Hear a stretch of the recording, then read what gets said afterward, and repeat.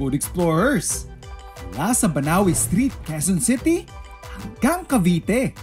Sama-sama tayong mag-food trip. Mula sa Fresh Ka Farm, tuturuan ko kayong gumawa ng nilasing na manok. At bacon wrap sitaw. Bibigyan din namin kayo ng tips kung paano mag-alaga ng sitaw sa sarili niyong bakuran. Dadalhin naman tayo ni na Hershey at Jude sa Cafe 305. Saksihan kung paano na food coma ang castmates ng Jose and Maria's Bonggang Villa. Ganyan pala lasa niyan. Alam nyo, lava cake talaga siya kasi ang init niya. Yung ice cream na tutunaw-tunaw na, oh my God, ang majestic niya. Japanese food naman ang craving ng magtropang sina Bruce at Luis. Kaya sa Kyushu Ramen nila napiling mag-dine in. So ito guys, medyo uminit na dito kasi napaka-anghang ng pagkain na to. Pero nagugustuhan ko. It's quite creamy kasi merong coconut.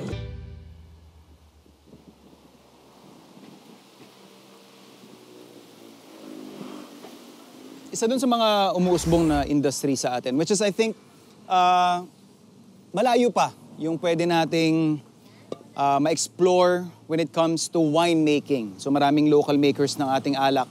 Kagaya nung binisita natin nung nakaraan yung kaibigan natin na si Ma'am Edna na meron siyang dragon fruit wine.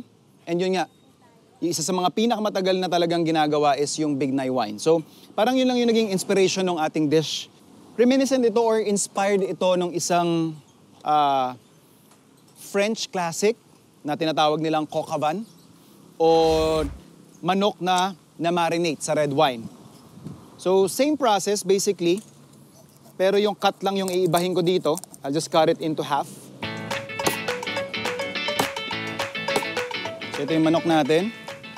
Madagdag ko lang din, kakaibahan lang siguro or yung difference lang ng recipe na to doon sa traditional na coq au vin is gumagamit sila doon ng tandang. And of course, yung klase ng wine na ginagamit nila is iba doon sa gagamitin natin for this recipe. So we're just going to season yung ating chicken with some salt and pepper. Then finally, yung ating wine.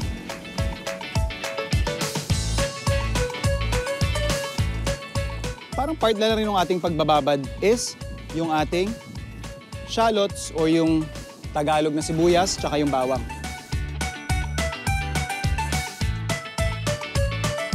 So yung babad natin sa manok natin, ideally, mas maganda ito kung gagawin natin overnight. Pero kung nagmamadali na kayo, siguro just give it at least 30 minutes. Pwede nyo na isalang. Coffee break muna. Our latest coffee stop, Banawi Street sa Quezon City. At ang cafe na ito, nagpipida rin ng mga nakakatakam na selection ng comfort food. May kakaibang recommendation ng comedians na sina Hershey Neri at Jude Gonzalez. Bonggang-bongga talaga dito sa Cafe 305, no? Paano yung describe your experience in Cafe 305 in one word? Bonggang, bongga, bongga. Bongga. Sa sarap ang mga pagkain dito, grabe. Well, actually, Cafe 305 po is just our home address. It's where our commissary is located. Tapos, doon din po lahat. It's like a food haven for us. Kasi with Cafe 305 po, our main menu is the food. It's like a comfort food from your home. Na-restructure siya into something na, oh, why not we add coffee?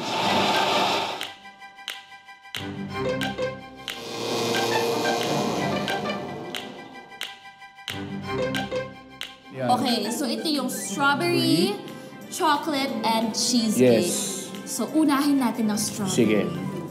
Alam niyo, paborito ko talaga ang strawberry. So, may bias ako sa mga strawberry dishes. Tama. Uy. Alam mo, may buo-buo pa siyang strawberry. Tapos light lang yung pagka-chiffon cake niya. Yung icing niya, tama lang din yung tamis, diba? Oh my goodness! Bonggang-bongga, may parating pa tayong dessert! Nakapakita niyo po yan! Oh my goodness! Ay, nako Hershey. Pang-last natin to. Sige. Chocolate. Hindi lang halata, pero mahilig ako sa tsokolate.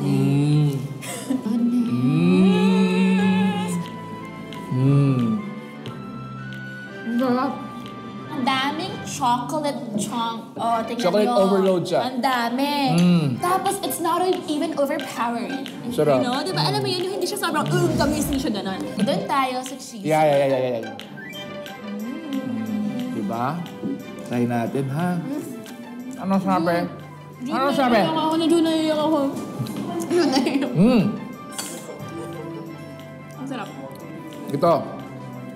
Sa lahat ng tikman kong cheesecake, ito, pinaka-magaang. Masarap sa coffee yan. Masarap sa coffee niyan, grabe Oo niyan. nga. Parang masarap nga siya Sarap sa sa coffee. coffee. Guys! Alam nyo, lava cake talaga siya kasi ang init niya. Ayun, umuusok. Oo, umuusok-usok pa siya. Tapos yung ice cream na tutunaw-tunaw na. Tapos, oh my God, ang majestic niya. Tapos ang ganda-ganda niya, ang bango-bango niya. Chocolate. Diba? Oh, nakakaiyak. Yan ang masarap dyan.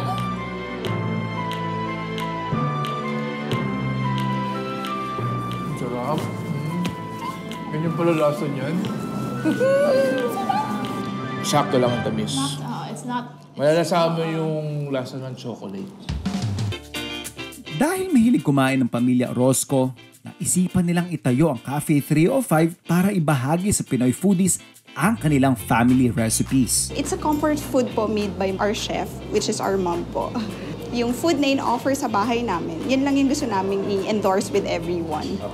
For example, pagka it's Christmas season, we know na Morcon is coming. But yung pasta, it's just a normal menu at our house. So si mommy po, laging nagkukook ng pasta, iba-ibang selections. Para lang malaman yung mga food explorers ha, alam natin yung character ni Jude sa Jose Marias Bougainvillea ay, ano ba character mo doon? Matakaw. Matakaw na...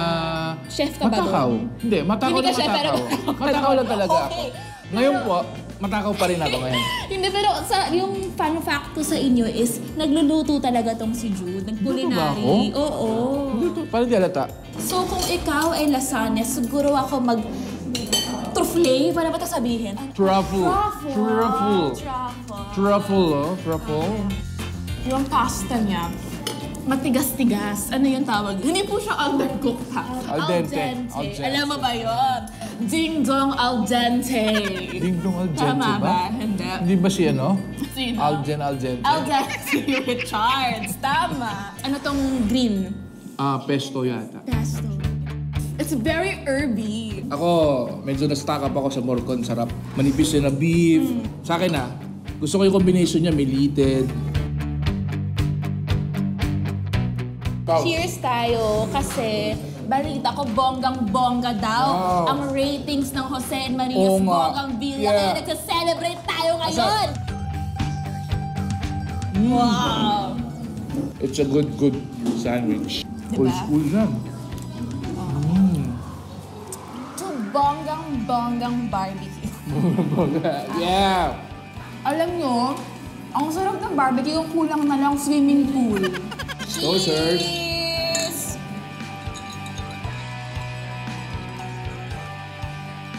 Wow.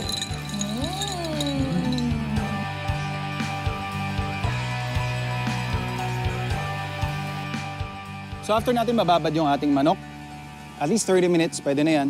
Kung makikita nyo, parang nagmansya na yung ating red wine.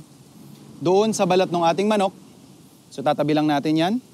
Making sure na maitabi natin or maisave natin yung marinade natin. We'll use that yung parang pinaka-base ng ating sauce. Tanggalin lang natin yan before we proceed doon sa ating cooking process. Saka natin isi-sear yung ating chicken.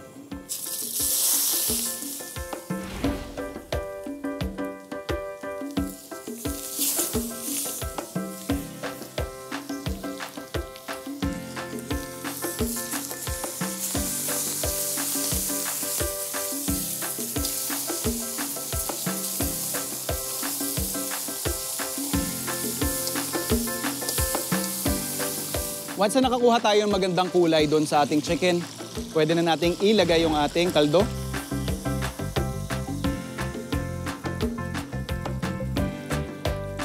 And yung ating pinagbabara ng manok.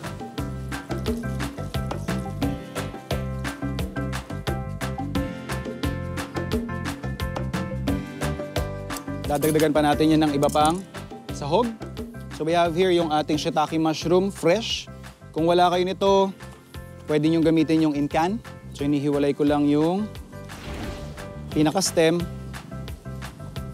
Since mas makunat yung stem ng mushroom kesa dun sa pinaka-cap, i-chop lang natin siya ng mas maliit.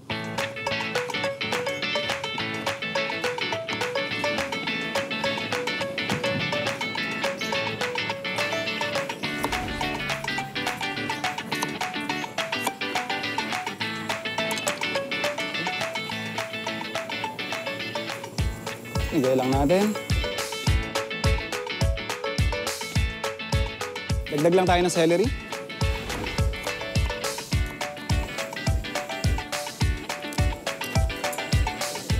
And lagay lang natin yung ating mushroom caps.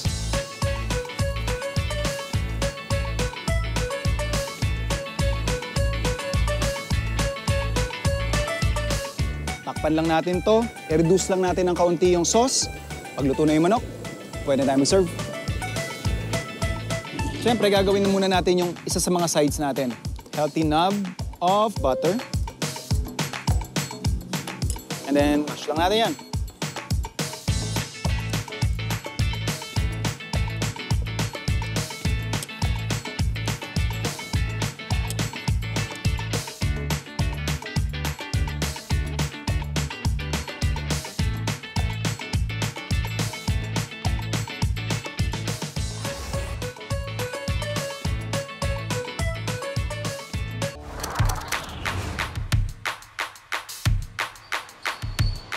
Kung meron po tayong mga ganitong gulong sa bahay, huwag po natin itapon kasi pwede natin na pagtaniman ng mga gulay.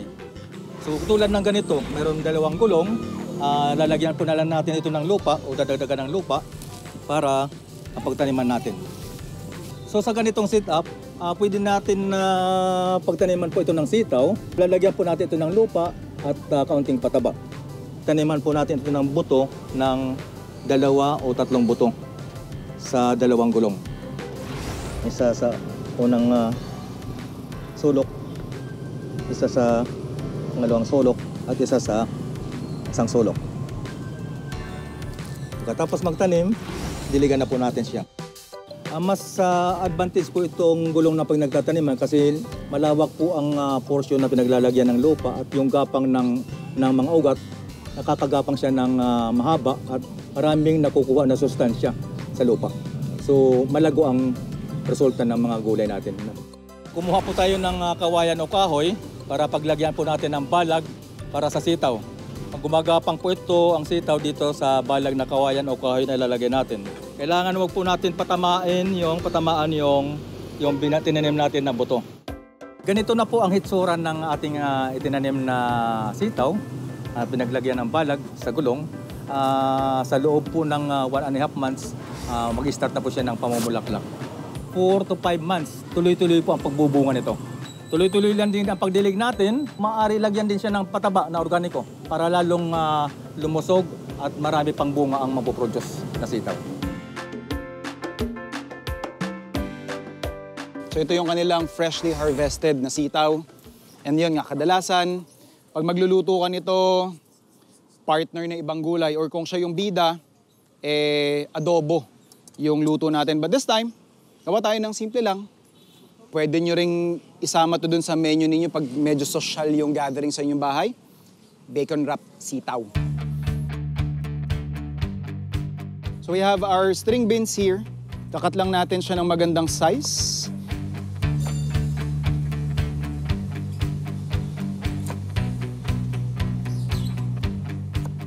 Pwede na tayo mag-wrap. So ito yung ating bacon slices.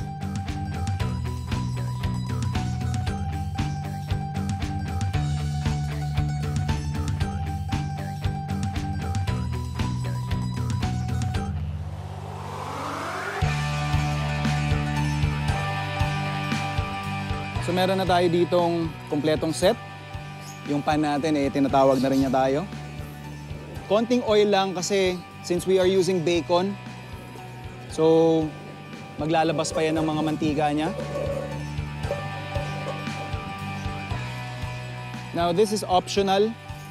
Para dun sa ating pan, lagay lang tayo ng bawang. Para lang magkaroon ng ibang lasa yung oil natin. So basically, we're infusing it with garlic flavor.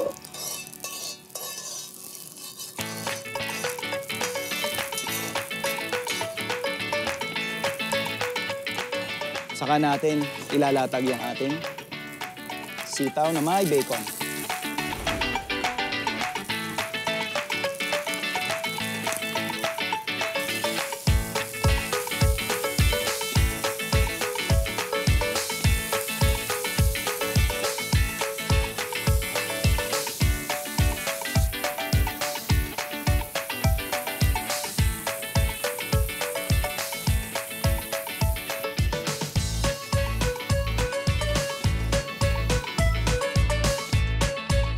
For the sauce, simpleng-simple lang to. We have sour cream. Kung wala kayong sour cream, pwede nyong gawin all-purpose cream, tapos lagyan nyo ng konting acid. Parang yung pinaka-panimpla natin dito is yung ating mayonnaise. This would also help yung viscosity o yung lapot nung ating sauce. Kung ayaw nyo masyadong runny, medyo kakapal siya.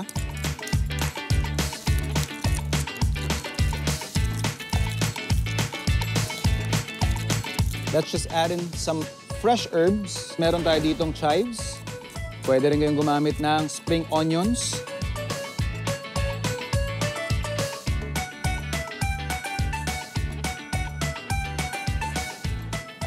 Some parsley.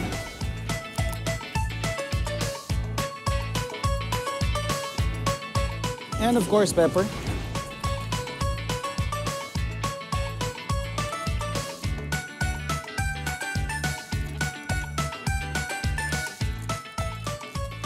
For more vibrant flavors, lagay lang natin yung zest ng ating lemon.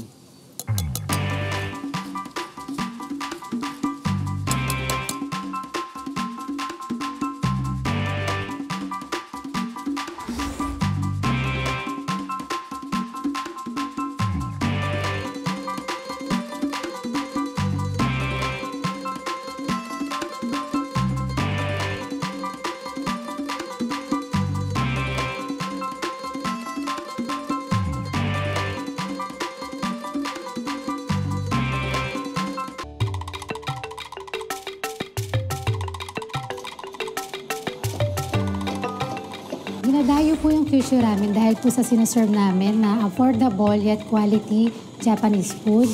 Like po ng shrimp tempura, niluluto po namin siya ng dahan-dahan para po makuha yung golden brown na crispy texture niya. And then, we serve laksa ramen po, Japanese version ng laksa na creamy po with coconut milk and slightly spicy po siya. Pagdating naman po sa sabaw ng ramen namin, we have secret sauce para po siya maging flavorful, maging rich and savor po. Para masubukan ang isang kakaibang ramen experience, dumayo sa Kyushu sina Bruce at Luis, ang castmates ng JMA Soap na asawa ng asawa ko. Bro, balita ko kakatapos mo na ng training. Alam mo, dahil dyan, ako bahala sa'yo dito kasi kailangan natin ng protein, di ba? At akin tong akat sa kuro. Itong dalawa sa'yo. Sa akin naman yung laksa and this is the chanpon. Originally, yung laksa daw is from sa Singapore, but this one is the Japanese version. So I'm quite curious kung ano yung pinaka-difference niya or yung similarities niya. So,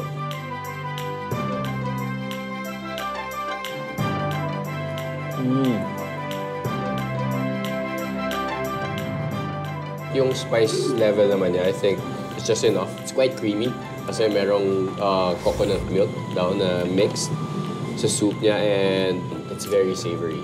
So ito guys, medyo uminit na dito kasi napaka-anghang ng pagkain na to. Pero nagugustuhan ko. Now, what we're trying is the chanpon ramen. It's heavy on the seafood side also. There's squid balls, there's crab sticks, there's shrimp, but also there's some corn.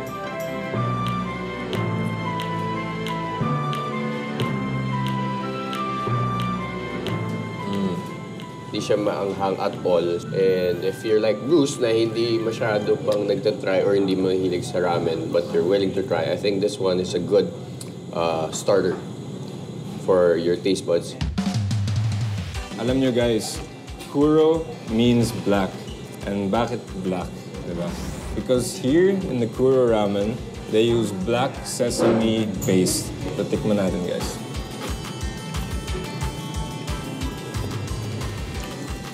Hindi ko ma-describe to. Pero sobrang sarap. Seryoso. Now, baka mag-ramen ako twice a week dahil dito. Alam nyo guys, yung episode na to, 3 hours long. Kasi kakain lang ako ng kakain dito ng same na pagkain. Kami ni Bruce sa set, pagka hindi kami nagtitake ng mga eksena, pagka nasa standby area, nasa tent, wala kami ginawa ni Bruce, bila Joe and Bascon, kundi kumain lang. So, nag-enjoy kami pagka may pagkain, yung mga ganito. Walang tirang pagkain dun. Inuubos namin lahat. Pero you know what this reminds me of? What? There's a scene in our show, yung kumakain tayo ng Voodoo Fight. Na lahat tayo ng kalasag kumakain. Everyone, it reminds me of the Alakdan, Bakulaw, kumakain tayo.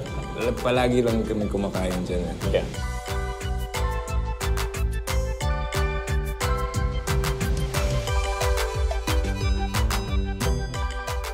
Speaking of kalasag, and guys, please do continue to support our show, Asawa ng Asawa Ko. That's every Monday to Thursday, 9:35 p.m. sa GMA Prime.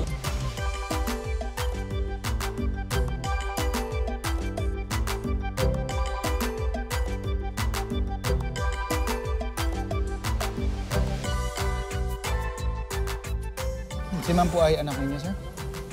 Dito ka rin sa Kwan? Nagsistay? Sa kabilang farm po. Sa Kalumpang Sir Kapu. Sa may si Scabsu?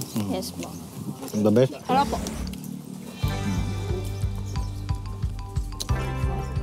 Kamay-kamay lang tayo. Cowboy to eh. Cowboy.